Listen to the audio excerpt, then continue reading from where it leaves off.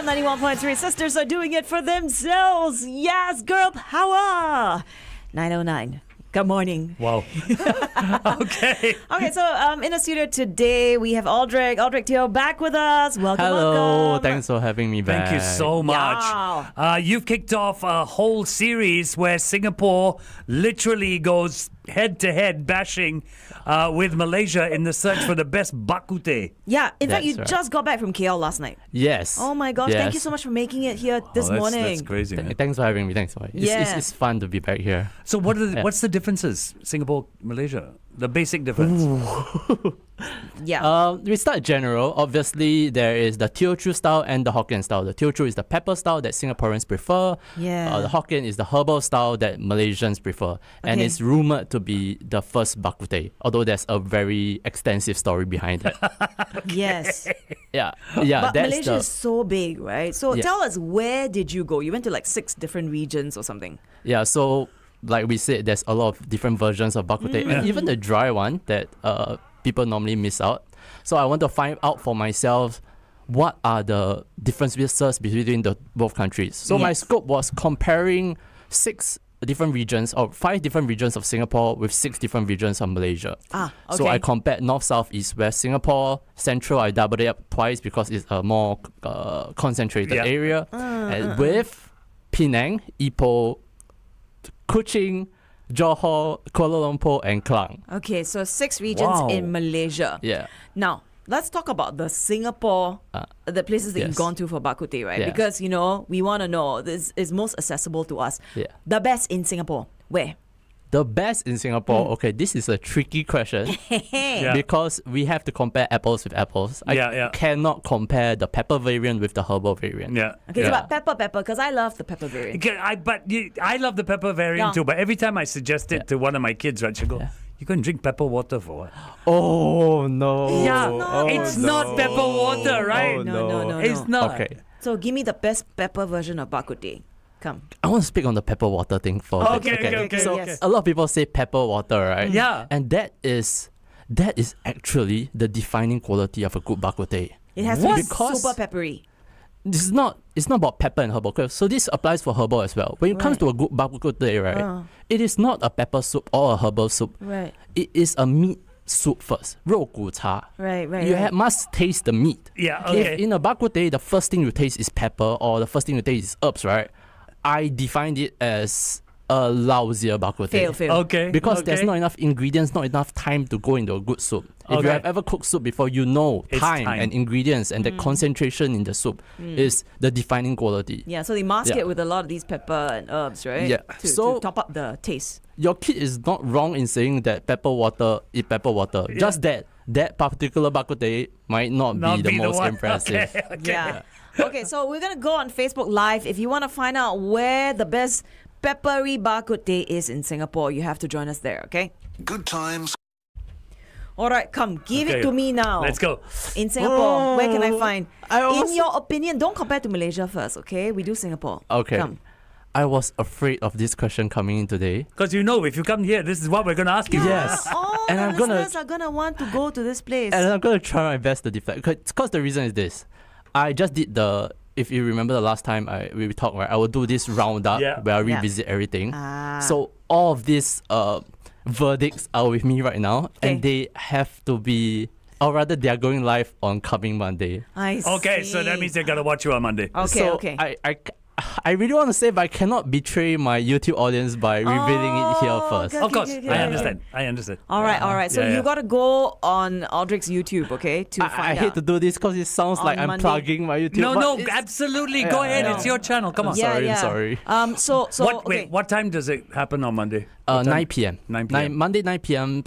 When every week my video goes live. Okay. Right. Yeah. Okay. So to find out, you need to watch YouTube. Okay. I'm sorry. Carrie's going to bed late on Monday. I know, right? Okay, because I love my bak kut teh. Now, so differences. Do you think Malaysia is more into the herbal taste as far as Yes. bak kut teh is concerned? Yes. So They don't have peppery variant. the peppery variant they call it 辣汤 or 胡椒汤 or 猪肚汤. basically it's still the pepper variant, Correct. but they call it another thing. Okay. Yeah, So their first complaint when it comes to Singapore is that you cannot call this bak kut teh. This is what we call pepper soup or whatever. Yeah. All right. So, was there a particular region in Malaysia that stood out to you for its bak kut teh? 100% Klang. Why? Is that the people- birthplace of bak kut teh or something? Don't know. Yes. Okay. I maybe. want to say yes. Because the birthplace, the origin of bak kut teh is coolies.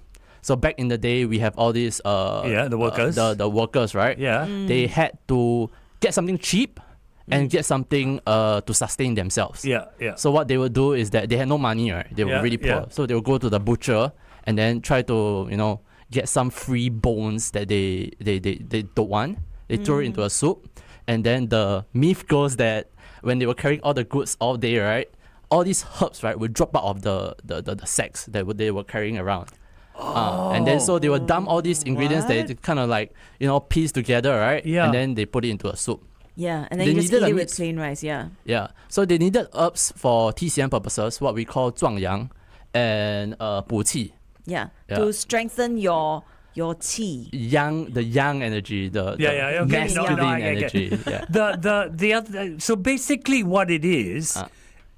What it originated as, it's what the Europeans would call bone broth. Yes. It is. It's basically a bone It's broth. bone broth. Yeah, but we were Yeah. first, okay? We Asians got to the bone Hello, broth half of this trend food, first. half of this food started in Asia. The Correct, Westerns all right. copied. Noodles, lamien, pasta, all that. Yeah. Bone broths existed, I want to say, 200,000 years ago. Yeah, long So if time. you go back to the Neanderthals, right, probably one of Yeah. the first thing they realized is that, I got all these bones, boiled it, and Yeah. I will feel better. Yeah. It's something that is very human. I'm sure if you go through every cuisine in the world, everybody has They their all have a bone broth. Yeah, They yeah, all yeah. have bone broth. But we were there first. Oh, That's for why goodness sakes. Asians are aging so well. Okay. So, in your opinion, right, since you've tried so many different versions, Yeah. what are the telltale signs when it comes to a good bak kut teh? To you, at least. Yes. It must look very dirty. Yeah, like yeah, that I know what you word. mean. I know what you mean. Not the place, but when you look into the soup, right? It's got to The be pork cloudy. rib is like yes. that, right? Yeah. You cannot see after the surface of the soup. You cannot see the Can say pork pork rib. rib. Yes. Right, Because right, that right. means that inside of the soup there's a lot of fats, amino acids suspended in the solution that is blocking the light from going through. It means when you cook a good soup and it's very It needs to be concentrated, cloudy. It's cloudy, right? Yeah. Really? Yeah, it's cloudy. Oh, okay. Well, this That's is not one what time I beat Carrie not the, Chong, not I the, know. What the French would call it a consommé. No, Yeah. that's very Oh. clear. And There But this is is not what there you is want. a certain school of thought in keeping the soup very pretty by not overboiling. And Chinese we do double boiling. Yeah. In French they clean up the soup with some sort of technique. Or they keep it at a low temperature. Yeah. But in bak kut teh, nobody cares. the dirtier, the better. So we know there's the pepper, there's the herb, Yeah. but in Malaysia there's also the dry. Yes. I tried the dry before. Yeah. So I've tried the dry. Yeah, I yeah. actually What do you like think? the dry. What do you think? I'm in love with the dry. Dry is good, right? I Singapore really cannot don't find love- dry bak kut teh, right? There are a few. Really? Yes, there are a few. I've never come across. Yeah. This place, this one I can say, 星月来 lavender. okay. yeah. Okay. Get Very legit, decent. legit. Yeah. Okay. 团圆 pork rib soup at Tiong Bahru. So this at least I can drop. Oh, okay. the So best these one- two got dry bak kut teh. Yeah, the best one I kind of have to hold it. All right. Okay, I want to ask, all right, besides the soup, can we just talk about the meat? Okay. I hate it when the bak kut teh meat is tough. Oh. Yeah, that's horrible. Yeah, That's horrible. I don't like that. So Yeah. I guess it's the cut of the pork they use, the Yes. bones and whatever, right? Okay. I want to drop a controversial take here. Okay. Oh my gosh, yes. Bak kut, or rather pork ribs, right, is actually quite a lousy cut. For bak kut teh. Okay. But coming back from Klang, so Yeah. one very defining aspect of their bak kut teh is that you can choose any part. You want the trotter, you want the belly, you want the intestine, you want the they also have pork rib. Wow. You want you want lean meat, you want fats. You just tell them. Oh Right, okay, wow. okay. You there you don't order bak kut teh. You just tell them one one pork rib.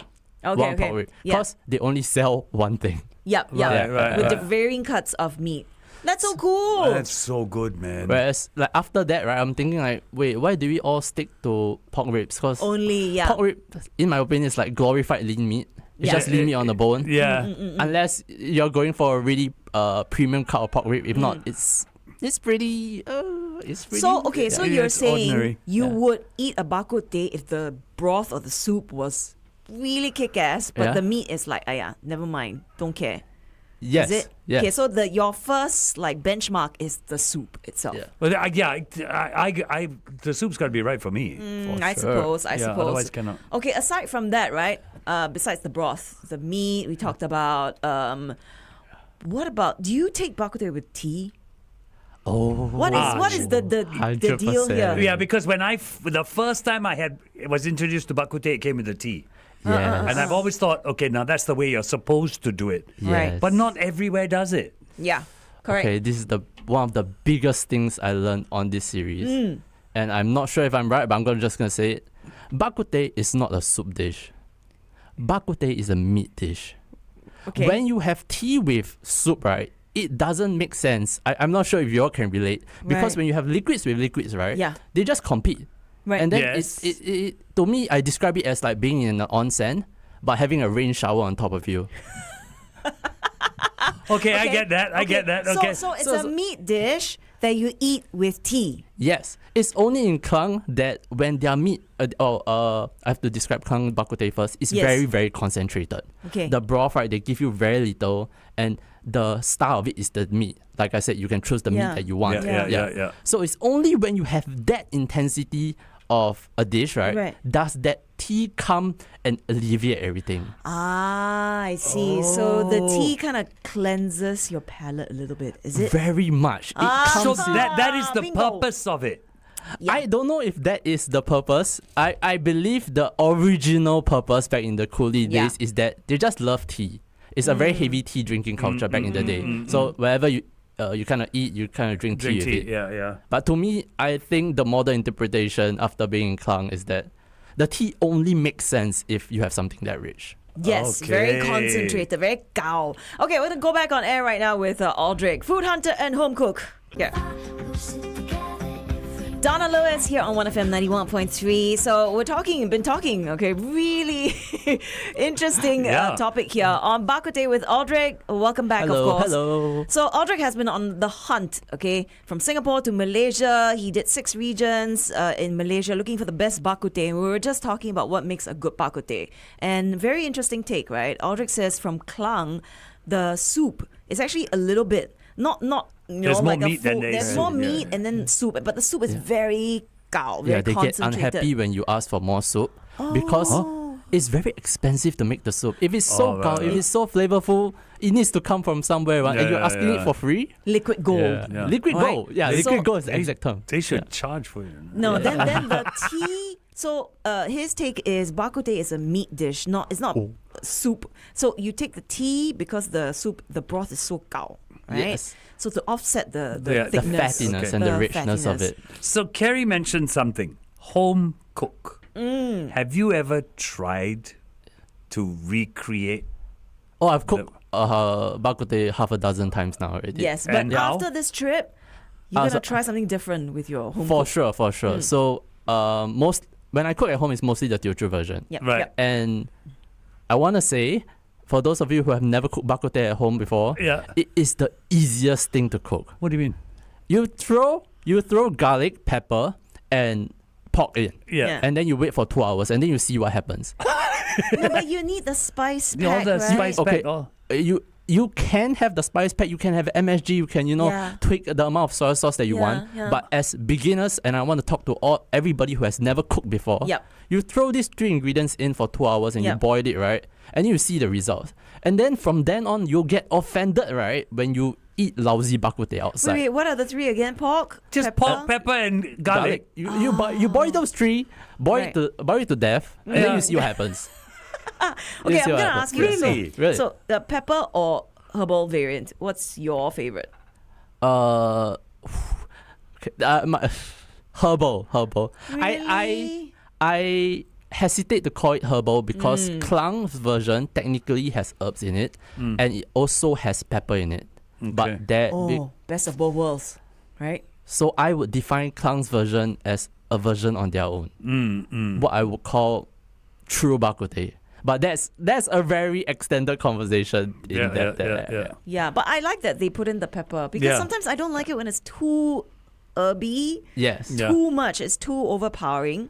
So did you uncover any stories? Because, food, there's the history, there's the culture when you went to Malaysia, especially Klang. So in this whole series, I had to do my research because the biggest question would be, where did bak kut teh originate from? Who owns it? Yeah. So we know that it came from coolies back in the day. And it's either from Port Swettenham, now known as Port Klang, or Singapore River. Because we had coolies in both. Yeah, this is the two main stuff. So things that we know for sure is that the Teochew, the pepper variant, came later. Those was in the 1950s. If you track the founding years of the earliest Teochew bak kut teh, like Ng Ah Sio, it'll be 1950s, at most 1940s. Whereas if you go and track tea merchants like Pek Sin Chun, they have been supplying tea to bak kut teh stalls since 1920s. 1933 is the receipt that they have, but it goes further back than that. Gosh, this guy is for real. He does his research, man. Freaking research is intense. Yeah. Okay, so locally, I know there's Ng Ah Sio, there's Founders, there is Song Fa, quite a number of these bigger chains lah. But we asked Alderic just now where to find the best peppery bak kut teh here in Singapore. He's like, I cannot say yet because I'm sorry, everyone. But he's releasing it at 9 o'clock on Monday, right? Yes, 9 o'clock on his YouTube. But I've got a question. I have my take on this. Chain bak kut teh or small stall bak kut teh? This is a very classic question is in the food industry, not just bak kut teh. Anything. Yeah. Chain versus that, the uncle. Because, the auntie. okay, let's talk about the uncle and the auntie, right? If they are doing it as their business, right? They want to cook. Their motivation is to cook the best bak kut teh. But at a certain point, a lot of food places, right, will want to sell to a group. Okay. And then, right, the group comes in and then, capitalism takes over. Yeah. They have to think about profit margins. What can they sacrifice? How do I serve more people at one time? And then most of the time, it dilutes down. Yeah. That's what I thought. So I would say you have a better chance with the mom and pops. Yeah. Okay. There might be some chains that do a really good job in retaining the recipe. Yeah. But once you have, shareholders in the picture, right? Then your chances are not great. Yeah, and the price also is kind of marked up, right? Yeah, it does get a bit You expensive. get charged a lot more. But yes, bak kut teh is just one of those really loved dishes. So, Malaysia or Singapore? Which has the better bak kut teh? I'm not asking you which stall, but... Okay, I'll say this live. It's Malaysia, right? But right, only Klang people can make that claim. I've been to all these regions, right? And the bak kut teh from all these regions, Penang, Ipoh, Kuching, are not that great. Whoa! Can I just say maybe they're not known for bak kut teh? Yeah. I can hear the gasp behind the Yes. Yeah. It's not that great because they don't love it as much. Right. One trip to Klang and you look at you just be in the Grab and just look at people, right? They love bak kut teh. So what it boils down to is, I'm in Singapore. Yeah. It is worth the trip to To Klang Klang. to eat. 100%. Okay. Wow. How far is Singapore to Klang again? It's 500 plus kilometers, 5 to 6 hours by bus. 2 hour, 45 minutes to KLIA. Okay. Can drive. Okay. So if you want to find out where the best bak kut teh is here in Singapore and also in Malaysia, you gotta join Alderic on his YouTube channel. Come Monday 9 p.m. where he will reveal all. But thank you very much, Alderic. Thank you for he having came me in back. all the way, because he landed in KL. From KL. From KL. And landed in Singapore last night, and he's here this morning. I want to apologize. I apologize to the audience. I really want to say the best bak kut teh here, but I cannot betray my YouTube audience. No, you did. You did the right thing. I'm really sorry. I love leaving them hanging. You're really sorry, right? Yeah. Next time, please bring some Klang bak kut teh back for us, okay? I tap out back. Please do. All right, Alderic Teo once again, Thank you, food hunter everyone. and home cook. The Morning Drive on 1FM 91.3.